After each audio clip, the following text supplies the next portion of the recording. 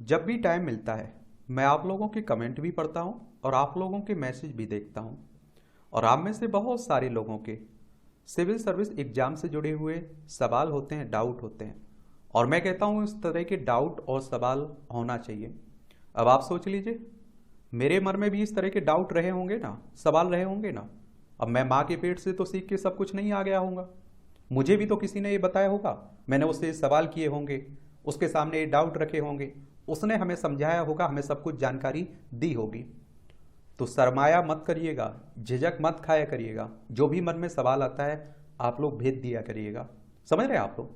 अब स्वाभाविक सी बात है, बहुत सारे लोगों के सवाल रहते हैं कि भैया हमें सिविल सर्विस एग्जाम की तैयारी करनी है, हमारी उम्र क्या होनी चाहिए, हमें फॉर्म भरना है, हमारी उम्र कम से कम कितनी होनी चाहिए, अधिकतम कितनी होनी चाहिए, फॉर्म कब भरा जाता है, कितने बार हम ये पेपर दे सकते हैं, कब हमारा अटेम्प्ट्स गिना जाता है, कितने पेपर होते हैं, कब कब पेपर होते हैं, इस तरह के कौन सी हमारे पास डिग्री होनी चाहिए। बहुत सारे सवाल आप लोगों के रहते हैं कि डिग्री में हमारी परसेंटेज क्या होनी चाहिए, फर्स्ट डिवीजन होना चाहिए, सेकंड या थर्ड, कितनी होनी चाहिए, क्या कोई भेदभाव किया जाता है फर्स्ट वालों से और थर्ड वालों से। तो इस तरह के सवालों के जवाब आज आपको इस क्लास को देखने के बाद मिल जाएंगे। और बहुत ही सरल शब्दों में हम लोग इस सवालों के जवाब देंगे, भारी भरकम शब्दों के उपयोग नहीं करेंगे यहाँ, ठीक है। और इस क्लास को देखने के बाद फिर भी अगर आपका कोई डाउट रहता है, कोई सवाल रहता है, तो आप बिना शर्माए आप मुझे भेज सकते हैं, हम उस पर बात कर लेंगे। सबसे पहले बात आती है तैयारी की। तो देखिए, आप लोग 10वीं में है, 12वीं में है, कॉलेज में है, आप लोग जहाँ भी हैं अपनी तैयारी शुरू कर सकते हैं, एनसीईआरटी पढ़नी शुरू कर दीजिए। तो तैयारी करने के लिए उम्र की ज़रूरत नहीं है। हाँ, लेकिन फॉर्म भरना है आपको, सिविल सर्विस का एग्जाम का फॉर्म भरना है, तब आपकी उम्र कम से कम 21 साल होनी चाहिए। कितनी? 21 साल होनी चाहिए। अगर आप लोग 21 साल के हो गए तो फॉर्म भरने की पात्रता आपके पास आ चुकी है और आप फॉर्म भर सकते हैं। जिस तरह से आप देखते हैं कि अगर आप लोग 18 साल के हो जाते हैं तो वोटर सूची में नाम जुड़ जाता है, आप वोट देने के लायक हो जाते हैं। अब बात आती है कि अधिकतम उम्र क्या होनी चाहिए। तो देखिए, नॉर्मल उम्र आप देखते हैं कि कम से कम 21 साल और अधिकतम 32 साल रखी गई है। आगे बात करेंगे, कुछ कैटेगरी को आप देखिए, कुछ वर्गों को छूट भी दी गई है उम्र में। और एक गणना कब होती है उम्र की? 1 अगस्त को, ये आप लोग याद रखिएगा, 1 अगस्त को, ठीक है। अब आपको बताऊं, देखिए यहां आप लोग, न्यूनतम उम्र तो 21 साल रखी गई है हर वर्ग के लिए, कम से कम उम्र तो आपकी 21 साल होनी चाहिए।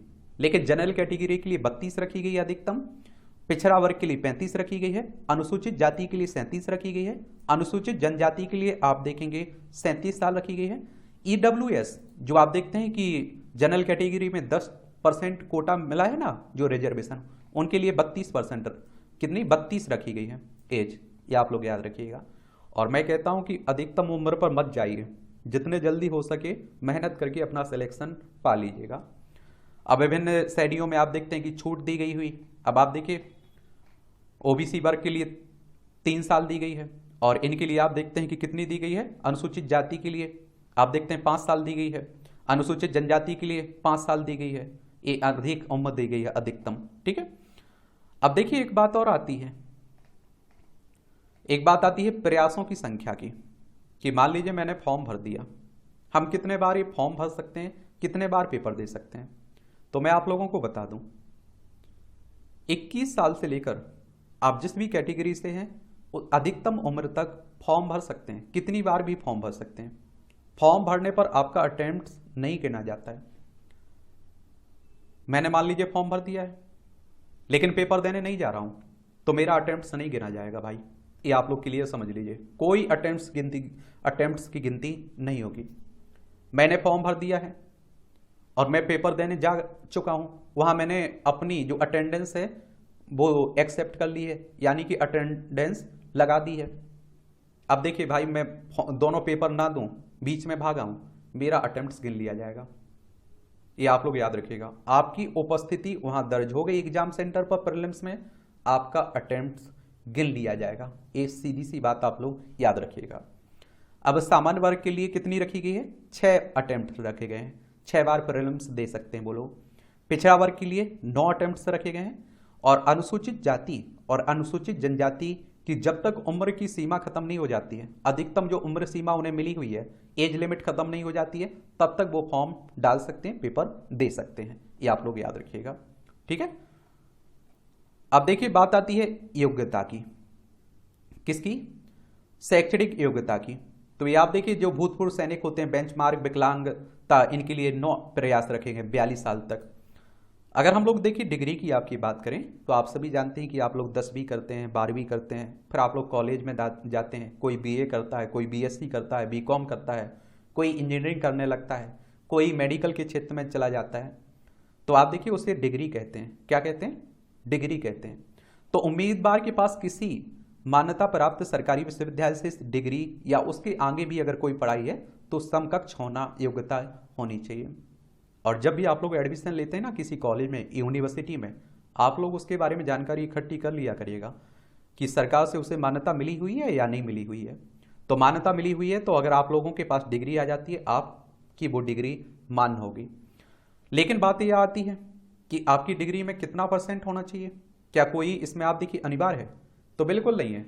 अगर आप फर्स्ट डिवीजन है, सेकंड डिवीजन है, थर्ड डिवीजन है, आपने पास कर लिया है तो आप फॉर्म दे सकते हैं, आपसे कोई भेदभाव नहीं किया जाएगा। ये आप लोग याद रखिएगा। आपका रिजल्ट तो वही देखा जाएगा, जो मुख्य परीक्षा होती है ना, उसमें आप कितना स्कोर कर रहे हैं। अगर मान लीजिए मेरा थर्ड डिवीजन है और आप देखते हैं कि किसी का फर्स्ट डिवीजन है, तो उससे मेरा कोई भेदभाव होगा? बिल्कुल नहीं होगा। मुख्य परीक्षा देखी जाएगी हमारी, यहां तो केवल फॉर्म भरने के लिए योग्यता जरूरी है। अब कई लोगों के दिमाग में ये भी सवाल आता है कि हम डिग्री कर रहे हैं, कोई बीएससी कर रहा है, 3 साल की है, हमारे 2 साल खत्म हो चुके हैं, तीसरा साल हमारा अंतिम साल चल रहा है, पेपर होने वाले हैं, क्या हम फॉर्म डाल सकते हैं? बिल्कुल डाल सकते हैं। लेकिन आप देखेंगे जब मुख्य परीक्षा का फॉर्म भरा जाएगा तब आपके पास अंक सूची, मतलब आप सोचिए कि मार्कशीट आ जानी चाहिए। तो अंतिम वर्ष के छात्रों के लिए, जो लोग स्नातक के अपने अंतिम वर्ष में हैं, वो परिणामों की प्रतीक्षा कर रहे हैं, वो भी यूपीएससी का आवेदन कर सकते हैं और फॉर्म डाल सकते हैं और पेपर दे सकते हैं। ये आप लोग याद रखिएगा। और आप देखते हैं कि उम्मीदवार को उक्त परीक्षा उत्तीर्ण करने का प्रमाण पत्र प्रस्तुत करना होगा। मेडिकल छात्र जिन्होंने अपना अंतिम वर्ष पास कर लिया है, वे भी यूपीएससी परीक्षा के लिए आवेदन कर सकते हैं। और आप देखेंगे, लेकिन ऐसे उम्मीदवारों को मुख्य परीक्षा के आवेदन के साथ कोर्स पूरा करने का प्रमाण पत्र जमा करना होगा मुख्य परीक्षा में। तो जब तक मुख्य परीक्षा नहीं होती है तब तक आपका रिजल्ट आ जाना चाहिए, उसके पहले। ये आप लोगों के मन में जो भी डाउट रहा होगा, इस आपका जवाब मिल जाता है। अब यहाँ एक बात और आती है कि फॉर्म कब भरे जाते हैं, कितना टाइम मिलता है। तो देखिए एक कैलेंडर आप लोगों को बता रहा हूँ, ये 2024 का कैलेंडर है। इसमें आप लोग देखिए, ये आप देखेंगे कि आपका सिविल सर्विस प्रीलिम्स एग्जामिनेशन 2024 की बात हो रही है। तो इसमें आप देखते हैं कि नोटिफिकेशन की डेट कब बताई जा रही है। ये आप देखिए फरवरी में लगभग आपका नोटिफिकेशन आ जाएगा। और आप देखते हैं कि फरवरी से आपका फॉर्म भरने लगेगा और मार्च में आप तक फॉर्म भर जाएगा आपका। फिर आप देखते हैं कि आपका कब मई में पेपर होगा, कब मई में पेपर होगा, ये आप लोगों को याद रखना चाहिए। मई के बाद आप देखते हैं कि आप लोगों ने प्रीलिम्स पास कर लिया है, फिर आप लोगों के मन में डाउट रहता है कि मुख्य परीक्षा कब होती है। तो आप देखते हैं कि ये मुख्य परीक्षा होती है आपकी सितंबर महीने में। समझ रहे हैं आप लोग? प्रीलिम्स होगा आपका, फॉर्म कब भरा जाएगा? फरवरी मार्च में। और आपका प्रीलिम्स कब होगा? मई में। और आप लोगों का देखिए मुख्य परीक्षा कब होगी? सितंबर में। ये आप लोगों को समझ लेना चाहिए, ठीक है। इतना टाइम बीच में आपको गैप मिलता है, ये आप लोग याद रखिएगा।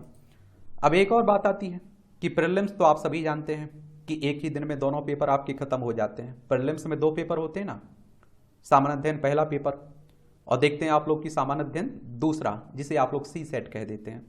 तो एक ही दिन में मान लीजिए कि आपका डेट है, आप देखेंगे कि मान लीजिए 21 तारीख को पेपर है आपका, तो 21 तारीख को ही दोनों 2 पाली में पेपर आपके खत्म हो जाएंगे। पहला पेपर आप देखते हैं कि प्रश्न पत्र पहला जीएस का पहला टाइम में खत्म हो जाएगा, दूसरे टाइम में आप देखिए दूसरी शिफ्ट में आपका सी सेट खत्म हो जाएगा, यानी कि प्रीलिम्स आपका एक ही दिन में खत्म हो जाएगा आपका।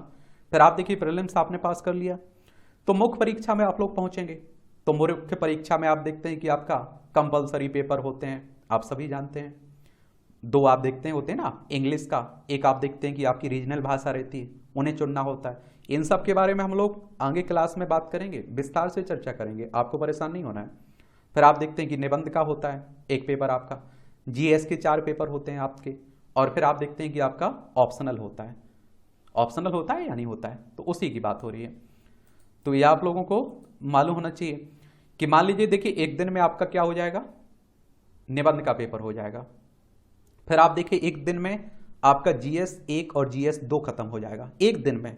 इसीलिए कहते हैं कि आंसर राइटिंग आपकी होनी चाहिए अच्छी, और अच्छी प्रैक्टिस आपकी होनी चाहिए। फिर आप देखेंगे उसके अगले दिन आपके जीएस के तीसरा पेपर और चौथा पेपर हो जाएगा। फिर आप देखते हैं कि अगले दिन एक दिन आप देखते हैं कि कंपलसरी पेपर हो गए, और उसके बाद आप देखते हैं कि ऑप्शनल हो गया आपका। तो आप समझ रहे हैं, ये आप लोगों को याद रखना चाहिए। अब आप देखिए यहाँ 2022 का एक टाइम टेबल है, उदाहरण के लिए समझा रहा हूं कि आपको समझ में आ जाए। अब आप देखिए पेपर इनका ऐसे का हो गया 16 तारीख को। फिर आप देखते हैं कि 17 को आप देखते हैं कि जीएस का पहला पेपर और जीएस का दूसरा पेपर 17 तारीख को हो गया। 9 बजे से 12 बजे तक आप देखते हैं कि जीएस का पहला पेपर हो गया। फिर आप देखते हैं कि 2 बजे से 5 बजे तक आप देखते हैं कि जीएस का दूसरा पेपर हो गया। यानी कि ज़्यादा टाइम नहीं मिलता है इसमें, गैप बीच में मिल जाता है बस कुछ खाने पीने का। तो इसलिए आप देखते हैं कि प्रैक्टिस करते रहिए, उंगलियां सूज जाती हैं, फूल जाती हैं, दर्द करने लगती हैं, ये आप लोगों को समझ लेना चाहिए। तो मुझे लगता है कि इतनी जानकारी आप लोगों के लिए काफ़ी है। अगली क्लास जो आपकी होगी उसमें आप देखते हैं कि प्रीलिम्स के बारे में हम लोग बात करेंगे, और उसका पैटर्न क्या है, उसका सिलेबस क्या है, उस पर हम लोग विस्तार से बात करेंगे। छोटी छोटी क्लासें रखेंगे। आपके कोई भी डाउट रह जाते हैं तो आप लोग ज़रूर बताया करिएगा अगली क्लास में, जिससे हम लोग क्या रहेगा उन्हें ले सकें, उन पर हम लोग बात कर सकें।